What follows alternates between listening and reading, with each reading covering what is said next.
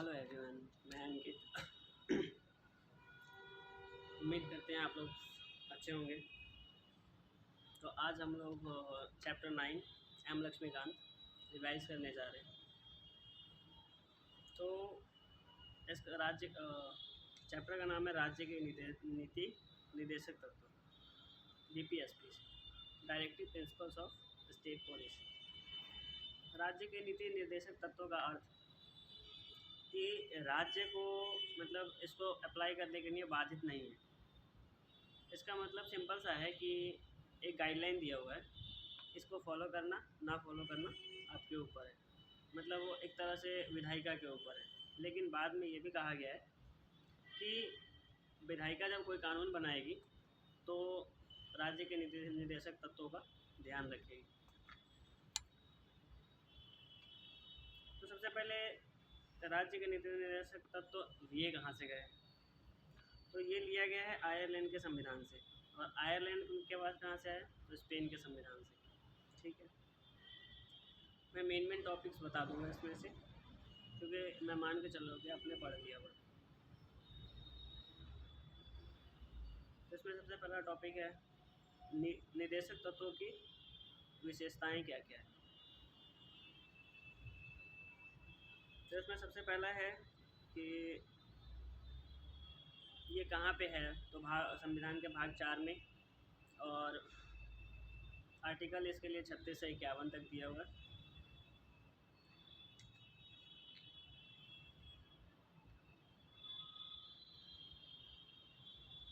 दूसरा है नीति निर्देशक तत्व किस पे बेस है? तो इसके लिए बोला गया है इसमें कि 1935 का जो कानून था, ब्रिटिश सरकार के अंतर्गत जो कानून था, उसके बेस पे लिया गया है। उसके ही तरह काम करता है ये, लेकिन वो था कि इम्प्लीमेंट करना ज़रूरी था, लेकिन इसके लिए वो कानूनी कोई बाध्यता नहीं है।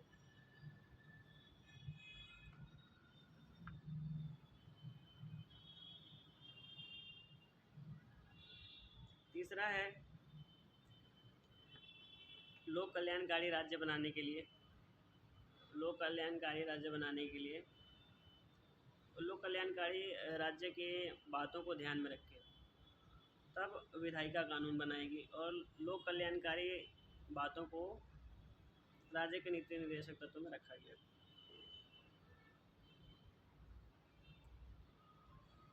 ये जैसा कि मैंने पहले बता दिया कि राज्य का जो चौथा है इसमें कि राज्य का नीति निर्देशक तत्व जो है वो इम्प्लीमेंट करना कानूनी बाध्यता नहीं है। और इसमें जो राज्य की परिभाषा दी गई है वो आर्टिकल 37 में इसमें लिखा हुआ है कि जो आर्टिकल 12 में लिखा हुआ है राज्य की परिभाषा, जो आर्टिकल 12 में लिखा हुआ है मूल अधिकार में, वहाँ से आर्टिकल सेम यहाँ पे आर्टिकल 37 में दिया हुआ है।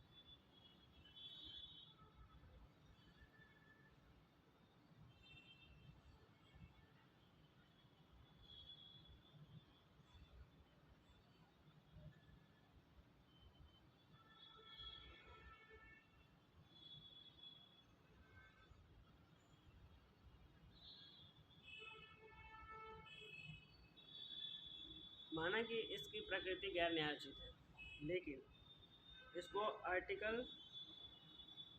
14 और 19 के संबंध में तर्कसंगत मानते हुए असंवैधानिकता से बचा जा सकता है, ऐसा लिखा हुआ है। मतलब मानता है कि इसको मानना ज़रूरी नहीं है, लेकिन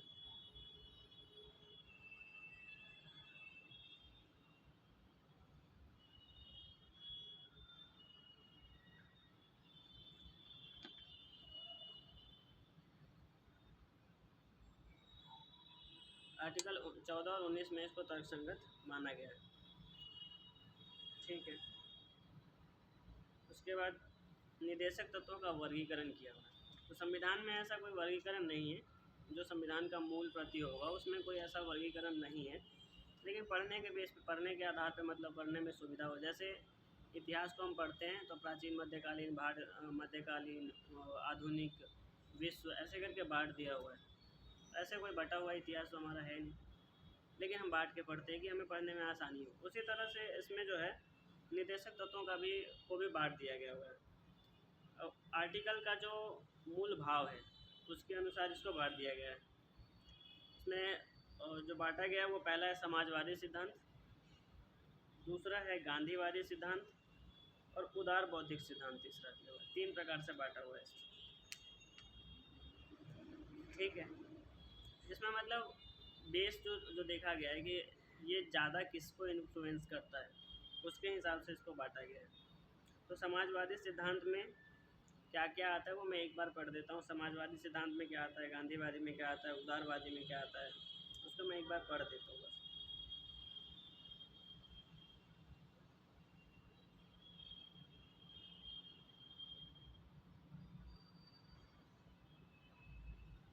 इसमें लिखा हुआ है लोक कल्याण की अभिवृद्धि के लिए सामाजिक, आर्थिक और राजनीतिक न्याय द्वारा सामाजिक व्यवस्था सुनिश्चित करना और आय, प्रतिष्ठा, सुविधा और अवसरों की असमानता को समाप्त करना। अनुच्छेद 38 लोक कल्याण की अभिवृद्धि के लोक कल्याण के लिए को समृद्ध बनाने के लिए आर्थिक और राजनीतिक न्याय द्वारा सामाजिक व्यवस्था सुनिश्चित करना और आय, प्रतिष्ठा, सुविधाओं और अवसरों की असमानता को समाप्त करना। आर्टिकल 38 कहता है लेकिन अगर मान लो सभी को एक तरह से इक्वल बना दिया जाए, सभी का आय बराबर हो, सभी का जो प्रतिष्ठा और समाज में बराबर हो, तो कोई भी व्यक्ति काम करना नहीं चाहेगा।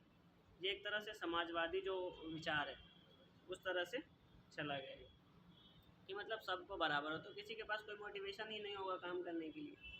सब अपना अपना आराम से रहेंगे, कहेंगे जब हम ज़्यादा काम करेंगे तो भी उतना ही मिलना है और कम काम करेंगे तो भी उतना ही मिलना है, तो किसी के पास मोटिवेशन नहीं बचेगा। ये प्रैक्टिकल लाइफ में संभव है नहीं, लेकिन आर्टिकल 38 में दिया हुआ है। दूसरा कहता है सुरक्षित करना क सभी नागरिकों को जीविका के पर्याप्त साधन प्राप्त करने का अधिकार, मतलब सभी को रोजगार पाने का अधिकार एक तरह से वो दिया हुआ है।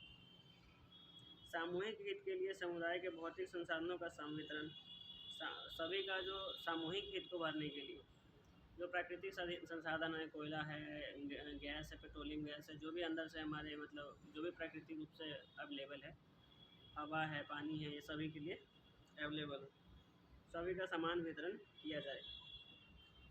धन और उत्पादन के साधनों का संकेंद्रण रुकना, धन का संकेंद्रण होता ही है। आज 1% लोगों के पास 50% से ज़्यादा वेल्थ है और 1% और 5% के आसपास जो 50% जो पीपल है उसके पास 95% धन है। 50% जो पीपल है उसके पास 95% के पास 50% धन बचा हुआ है और 5% के पास 50% बचा हुआ है। तो एक तरफ 95% लोग हैं, एक तरफ 5%, तो ये भी संभव है नहीं, वैसे कहा गया है। ये समाजवादी जो सामाजिक व्यवस्था सुनिश्चित करने के लिए समाजवादी जो विचार है कि सभी का आय समान हो, वहाँ पे ये संभव है कि धन और उत्पादन के साधनों का संकेंद्रण को रोकना। पूंजीवादी विचार में तो ये संभव है नहीं। पुरुषों और स्त्रियों को समान कार्य के लिए समान वेतन, तो ये तो संभव है, लेकिन कई जगहों पे अभी भी अप्लाई नहीं होता है। लेकिन सरकारी हमारे यहाँ पे सरकार फॉलो करती है इसको।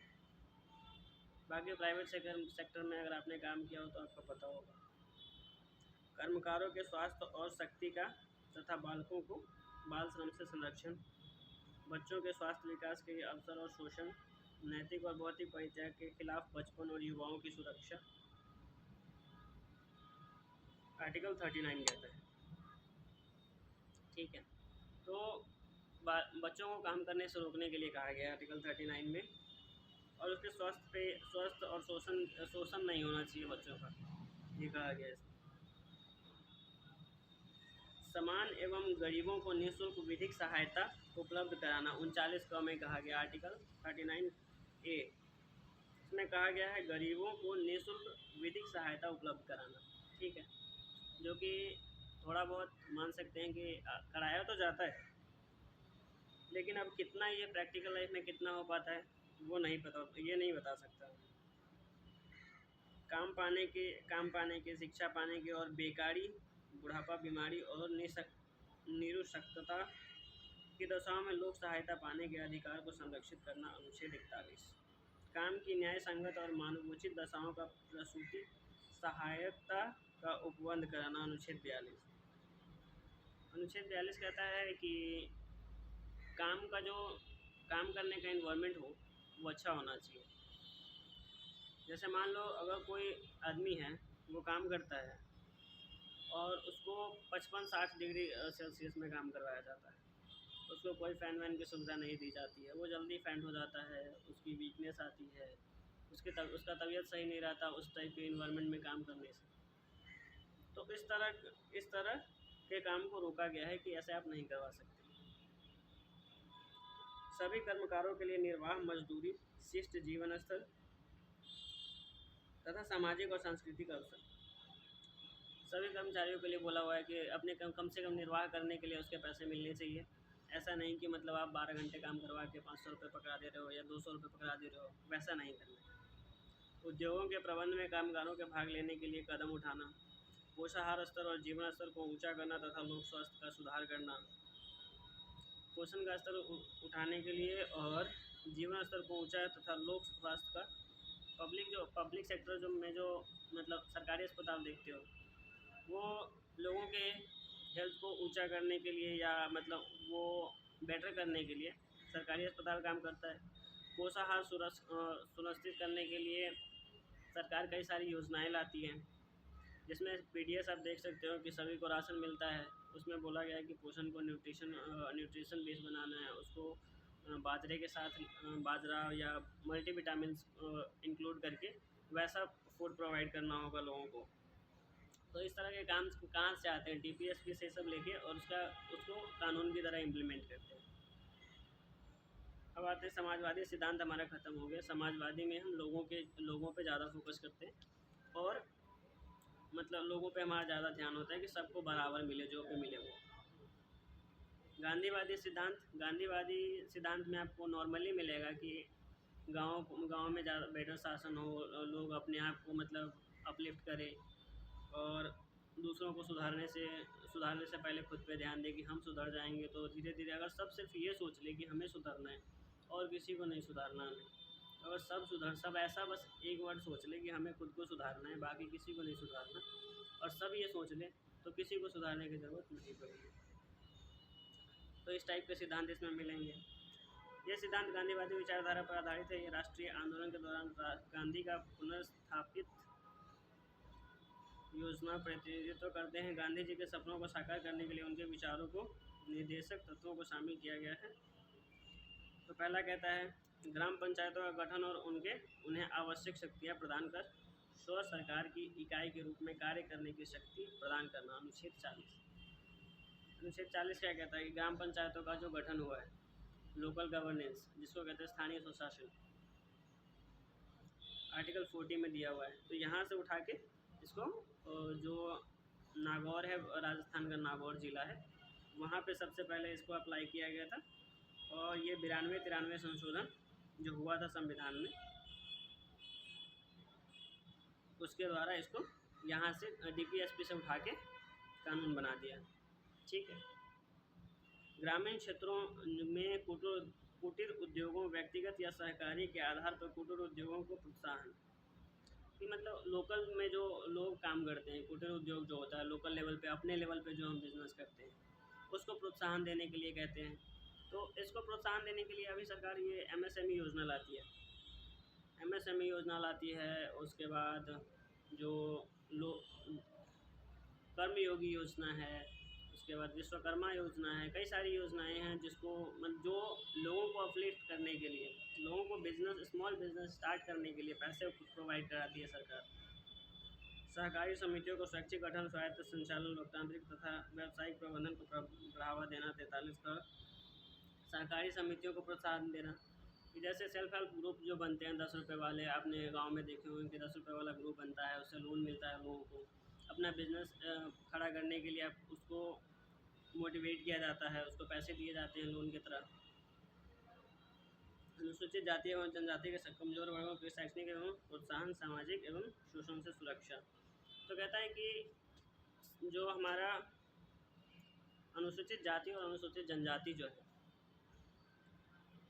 उसके कमजोर वर्गों को शैक्षणिक और आर्थिक हितों को प्रोत्साहन, सामाजिक एवं शोषण से सुरक्षा देने के लिए कहता है आर्टिकल 46।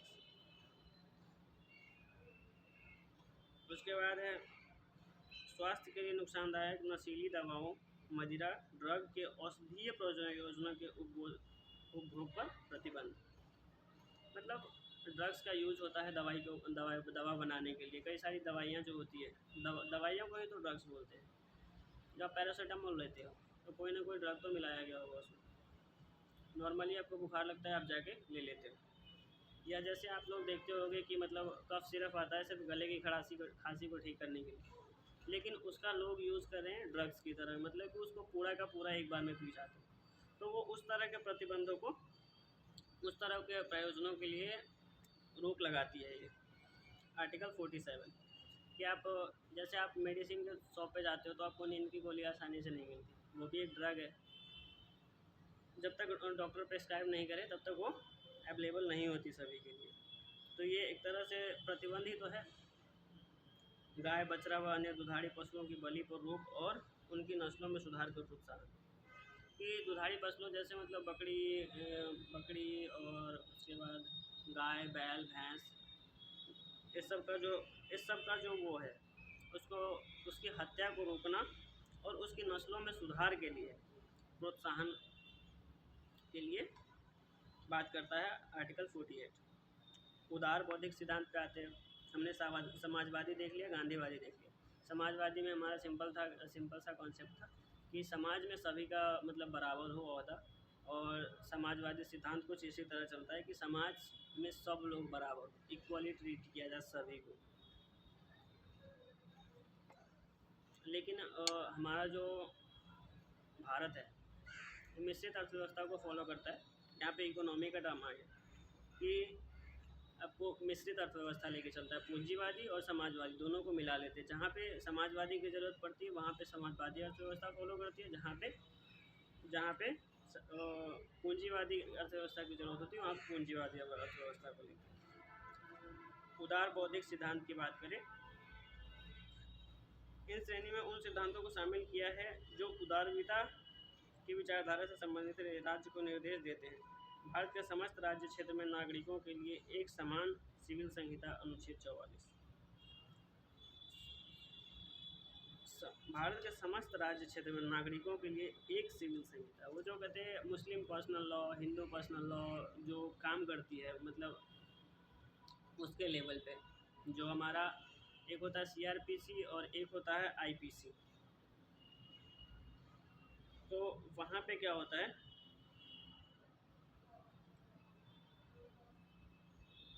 वहाँ पे दोनों में समान नागरिकता लाने के लिए, समान नागरिकों के लिए एक समान सिविल संहिता मतलब एक समान कानून लाने के लिए आर्टिकल 44 बात करता है।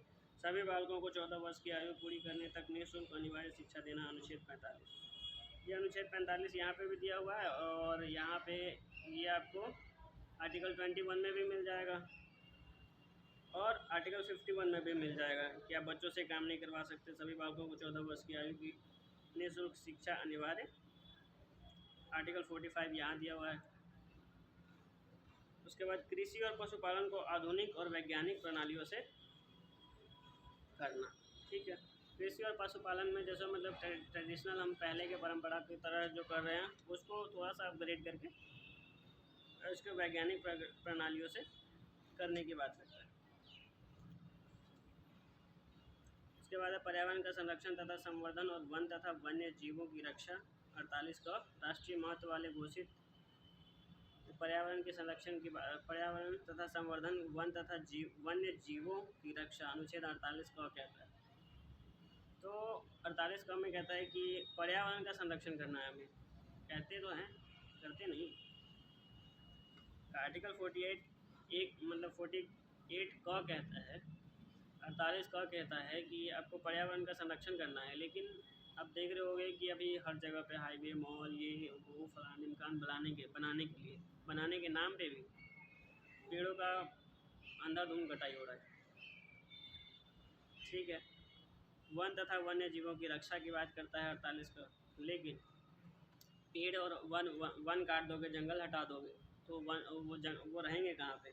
वन तथा वन्य जीव तो ऐसे ही ख़त्म हो रहे हैं, कई सारी प्रजातियाँ विलुप्त हो रही हैं। राष्ट्रीय महत्व वाले घोषित किए गए कलात्मक या ऐतिहासिक अभिरुचि वाले संस्मारक या स्थान या वस्तु का संरक्षण करना। तो राष्ट्रीय महत्व को घोषित किया, जैसे लाल किला हो गया, कुतुब मीनार हो गया, जो हमारे ऐतिहासिक स्मारक है, तो उसका संरक्षण कहता है 49 में, आर्टिकल 49। राज्य की लोक सेवाओं में न्यायपालिका और कार्यपालिका से, न्यायपालिका कार्यपालिका दोनों अलग अलग है अपना, तो वो अनुच्छेद 50 कहता है। अंतर्राष्ट्रीय शांति और सुरक्षा की अभिवृद्धि करना तथा राष्ट्रों के बीच न्यायपूर्ण और सम्मानपूर्ण संबंधों को बनाए रखना, अंतर्राष्ट्रीय विधि और संधि बाध्यताओं के प्रति आदर रखना और अंतर्राष्ट्रीय विवादों को मध्यस्थ द्वारा निपटाने के लिए प्रोत्साहन देना। आर्टिकल 51 कहता है कि आपको इंटरनेशनल जो मतलब वादे करते हैं, जो प्रधानमंत्री देखते हो आप कई देशों की यात्रा करते हैं, कई सारे वादे करते हैं कि हम ये निभाएंगे, हम वो निभाएंगे, COP 14, COP 28, COP 26, ऐसे करके कई सारे जो कॉन्फ्रेंस होता है, पेरिस सम्मेलन हुआ था, इस तरह के सम्मेलन जो होते हैं, या वसुधैव कुटुंबकम ये जो हमारा हुआ था अभी, याद नहीं आ रहा, वो वाला जो हुआ था, तो उसमें जो वादे किए जाते हैं, तो उसको इम्प्लीमेंट करने के लिए राज्य को और राष्ट्र को दोनों को साथ देना चाहिए। जो राज्य हम टर्म में ले रहे हैं कि यूपी बिहार इस तरह के, तमिलनाडु इस तरह, और राष्ट्र हमारा भारत हो गया। वैसे राज्य का डेफिनेशन, राज्य के डेफिनेशन में भी राज्य का और राष्ट्र का डेफिनेशन अलग अलग। अब नए निदेशक तत्वों की बात करते हैं। कुछ जोड़े भी गए, एक तो पहले संविधान के उसमें टाइम में दिया हुआ है, बाद में जोड़े गए। वो 1976 में 42वें संविधान संशोधन में, जिसको मिनी कॉन्स्टिट्यूशन मतलब लघु संविधान बोला जाता है, उसमें देखो क्या क्या जोड़ा गया है इसमें। बच्चों के स्वास्थ्य विकास के लिए अवसरों को सुरक्षित करना, अनुच्छेद 39। समान न्याय को बढ़ावा देने के लिए और गरीबों को मुफ्त कानूनी सहायता प्रदान करने के लिए, अनुच्छेद 39 का। उद्योगों के प्रबंधन में श्रमिकों की भागीदारी को सुनिश्चित करने के लिए कदम उठाने के लिए, अनुच्छेद 43 का। रक्षा और पर्यावरण को बेहतर बनाने के लिए जंगलों और वन्य जीवन की रक्षा करने के लिए, अनुच्छेद 48 का यहाँ भी दिया हुआ है, इसमें बाद में क्या जोड़ा है पता नहीं। अब उसके बाद बात करते हैं 44वां संविधान संशोधन 1978।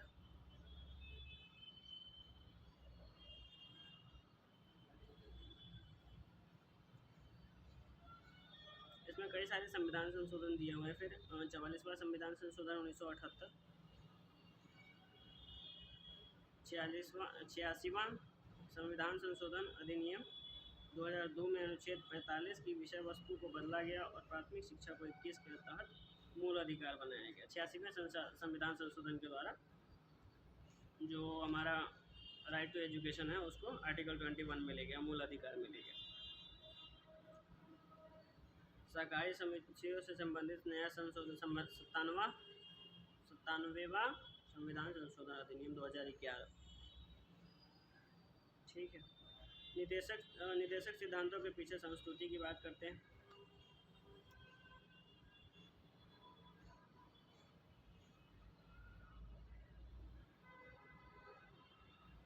इनको भाग 4 में रखा गया है, ये मैंने पहले ही बता दिया आपको। जिसे प्रारूप समिति द्वारा स्वीकार कर लिया गया था, ठीक है। गैर न्यायोचित है, ये भी पता चल गया आपको।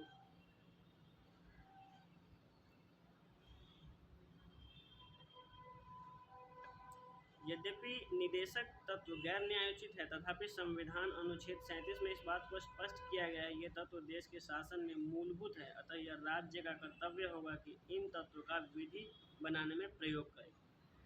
ये कहता है कि जैसे मान लो एक मूल अधिकार दे दिया हुआ है हमारा, और ये नीति निदेशक तत्व दिया हुआ है, तो नीति निदेशक तत्व में जैसे मान लो कि एक घर में होता है, एक घर में मान लो आपके पापा क्या बोल दिए कि आप हर चीज़ कर सकते हो, आप हर चीज़ कर सकते हो, आप फ्री हो, आप जो भी करना चाहो, जिस भी तरह का कानून बनाना चाहो बना सकते हो, लेकिन आप ये नहीं कर सकते, या इस बात को ध्यान में रखें तब आप ये करना। जैसे मान लो एक मतलब एक रिस्ट्रिक्शन वाले पॉइंट ऑफ व्यू से मैं इसको समझाना चाहता हूँ कि राज्य के निदेशक तत्व है क्या। जैसे मान लो कि आपके पापा बोल दिए कि आप कहते हो कि मुझे कहीं जाना है, जैसे मान लो मुझे दिल्ली जाना है, ठीक है, कहते हो आप मुझे दिल्ली जाना है। उसके बाद आपके पापा कहते हैं आप दिल्ली तो जा सकते हो, लेकिन देख लो इतने पैसे लगेंगे, इतना नुकसान होगा, तुम्हारे समय का नुकसान होगा। मान लो अगर कहते हैं कि ट्रेन से जाओगे, ट्रेन की दुर्घटना हो जाएगी, घट जाएगी, ये भी हो सकता है, वो भी हो सकता है। उसके बाद बहुत सारे नुकसान बताने के बाद आपको कहते हैं कि ठीक है अपना देख लो। तो इस तरह से आप उस बात को ध्यान में रखोगे।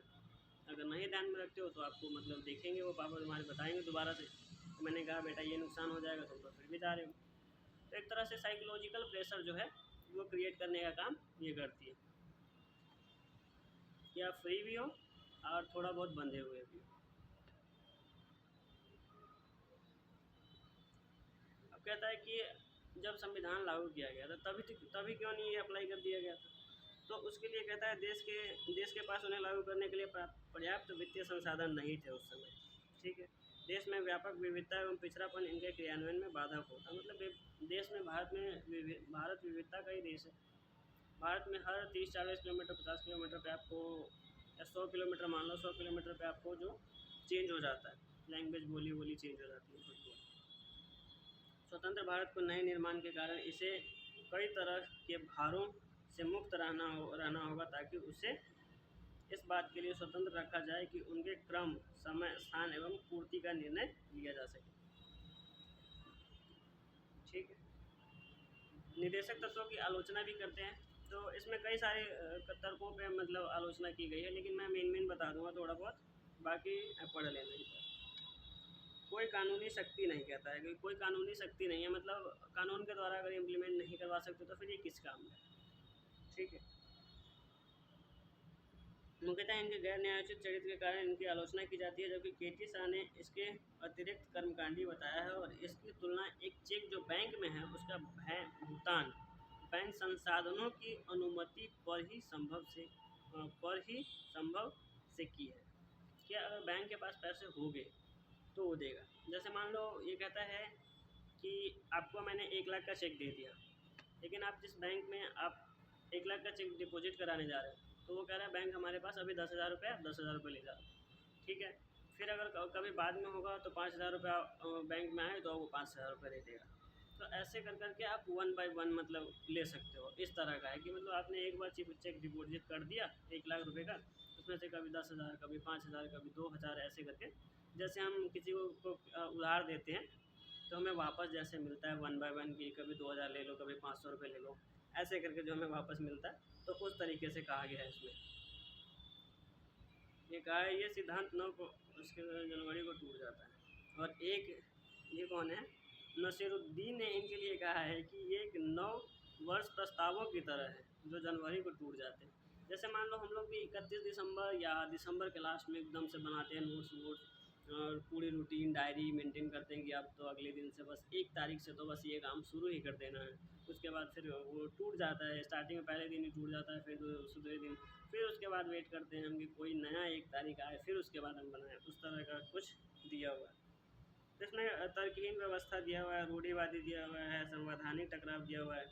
तो संवैधानिक टकराव में एक बार देख लेते हैं कि संवैधानिक टकराव में कहता है कि जैसे मान लो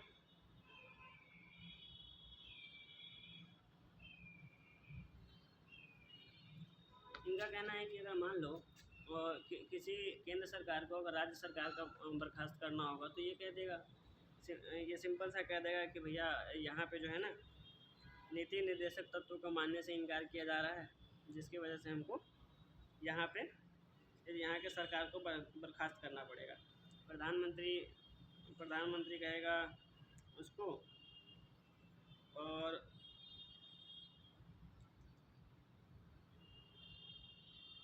तो इसमें कहेगा जो निदेशक तत्वों का उल्लंघन करता हो प्राप्त राष्ट्रपति विधेयक को इस आधार पर अस्वीकृत कर सकता है कि ये तत्व राष्ट्र के शासन के लिए मूलभूत है और इसलिए मंत्रालय को इन्हें नकारने का कोई अधिकार नहीं है। इसी तरह संवैधानिक टकराव राज्य स्तर पर राज्यपाल और मुख्यमंत्री के बीच भी उत्पन्न हो सकता है, ठीक है।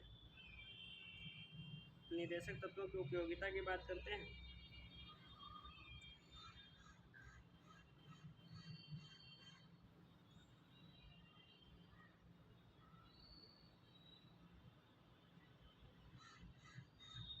इसमें कई सारे लेखकों के नाम दिए हुए हैं कि जैसे मान लो MC छलाह के मतानुसार यदि इन सभी तत्वों का पूरी तरह से पालन किया जाए तो हमारा देश पृथ्वी पर स्वर्ग की भांति लगने लगेगा। इस तरह के कई सारी आलोचनाएं की तरह दिया हुआ है यहाँ पे निदेशक तत्वों की उपयोगिता पे। ये अनुदेशों की तरह है या ये भारतीय संघ के अधिकृतों को संबोधित सामान्य संस्कृतियाँ हैं। ये उन्हें उन सामाजिक एवं आर्थिक मूल सिद्धांतों की याद दिलाते हैं जो संविधान के लक्ष्यों की प्राप्ति से जुड़े हुए हैं। ये याद दिलाते हैं कि संविधान का जो लक्ष्य है उसको प्राप्त कराने के लिए इन चीज़ों का होना जरूरी है। इस तरह से याद दिलाने का काम करता है बस। ये न्यायालयों के उपयोगी मार्गदर्शक है। ठीक है, इतना सारा तो हमें देखना नहीं है।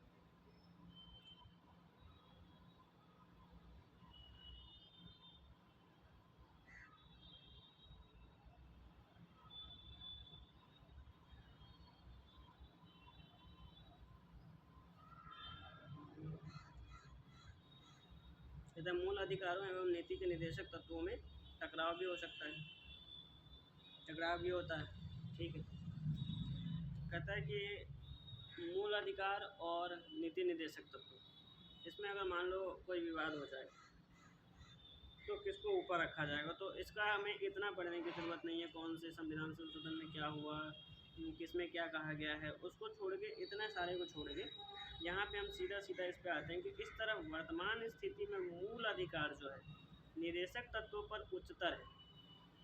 मूल अधिकार जो है वो मूल अधिकार जो है मेन है, एक तरह से वो तो इम्प्लीमेंटेबल है, तो वो तो मतलब ऊपर होगा ही।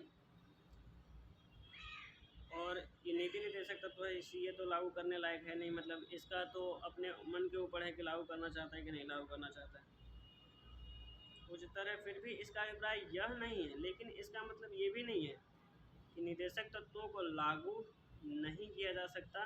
संसद निदेशक तत्वों को लागू करने के लिए मूल अधिकारों में संशोधन कर सकती है।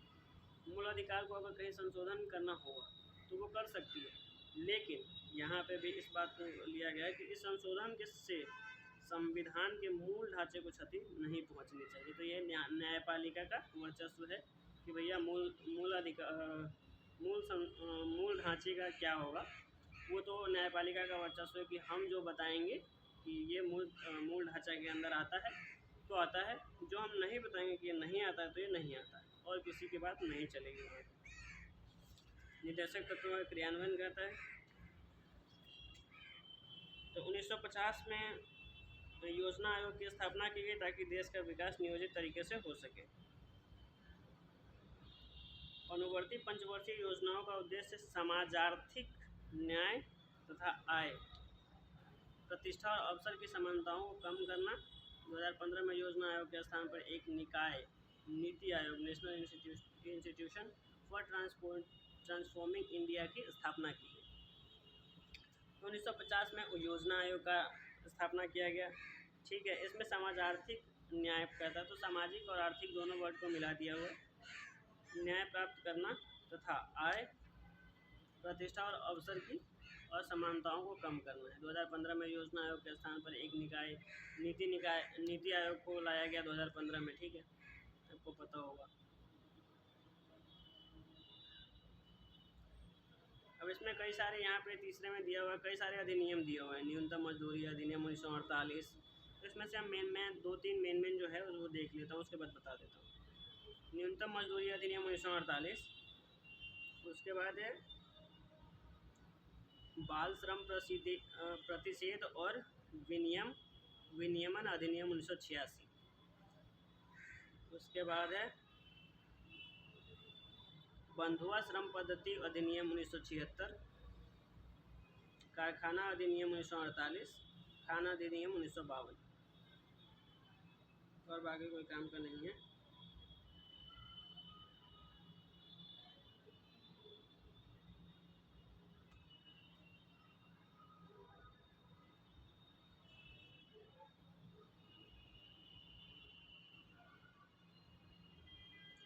इसमें 7वें नंबर पे कई बोर्ड भी दिए हुए हैं, खाद्य एवं ग्राम उद्योग बोर्ड, इस तरह के हथकरघा बोर्ड, सिल्क बोर्ड आदि क्षेत्रों में कुटीर उद्योग के विकास की स्थापना की गई है। ठीक है।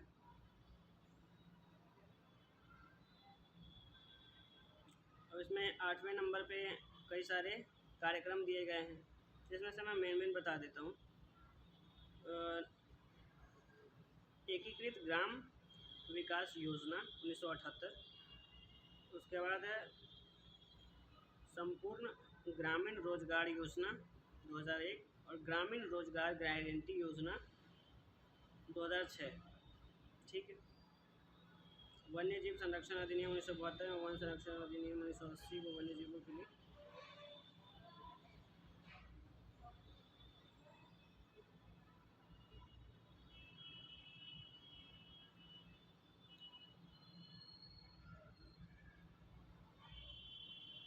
ग्यारह में दिया हुआ है कि 73वें संशोधन अधिनियम 1992 को इन पंचायती राज संस्थाओं को संवैधानिक दर्जा देने के लिए प्रभावी बनाया गया। इसमें कई सारे अधिनियम दिए गए हैं, इसमें से हमारे नाम का कौन कौन सा है। 1989 को अनुसूचित जाति एवं जनजाति की सुरक्षा में प्रभावी बनाया गया है, ताकि उन्हें शोषण से मुक्ति और सामाजिक न्याय मिले। अनुसूचित जातियों का बात किया गया।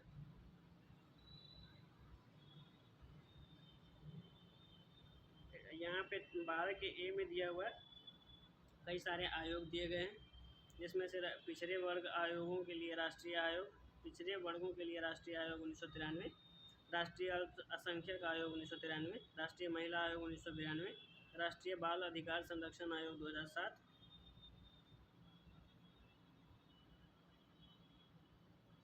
2019 में 10% आरक्षण दिया गया था 103वें संविधान 2019 में 10% आरक्षण जो है EWS को दिया गया था, जो कि EWS में वही शामिल हो सकता है जो बाकी किसी कैटेगरी में नहीं आता है। जैसे मतलब OBC, SC, ST इस सब का जो लाभ नहीं लेता है उसको EWS का आरक्षण दिया जाएगा। 103वां संविधान संशोधन है 2019 में लाया गया था।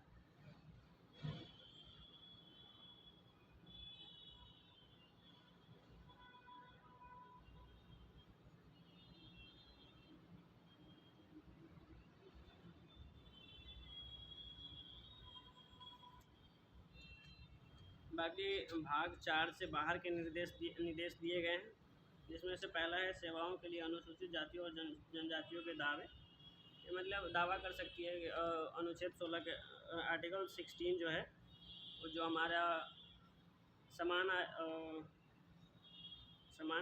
भागीदारी जो कहती है सबके, मतलब किसी भी जो सरकारी जो गवर्नमेंट जॉब्स निकलती है उसमें सभी को समान प्रतिनिधित्व दिया जाए, इसके लिए बात करती है आर्टिकल 16।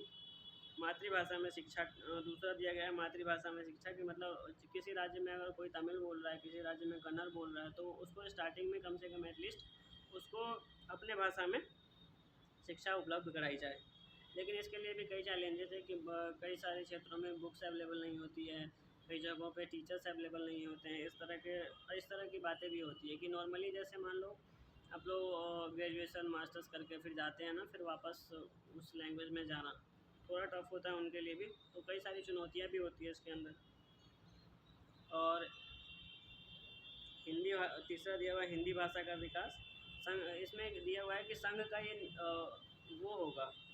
का ये कर्तव्य होगा कि वह सभी राज्यों में हिंदी का विस्तार बढ़ाए।